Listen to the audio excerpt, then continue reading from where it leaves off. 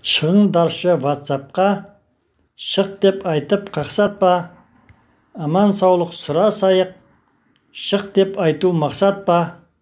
Көрінбегесін төбеге шықтым, шығасын шықпайсын бәрінде ұқтым, қол тимейді деген сылтау, болса да мейлі бәрібір шықтым. Сұрасайық амандықты, ысырып қойып жамандықты, отбасында не жаңалық, білгендерін амал қыпты. Қысқа көмір дайындадық, қиындықтан тайынбадық, малы барлар жемшөп жинап, қора қопсық дайындадық.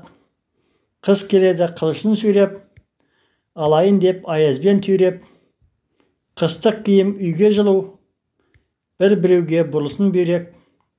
Қыздарымыздың дауысын есітіп, қуанайық әр күні өсітіп, шығу шықпау өз еркіңде, әңгіме айтыңдар бықсытып.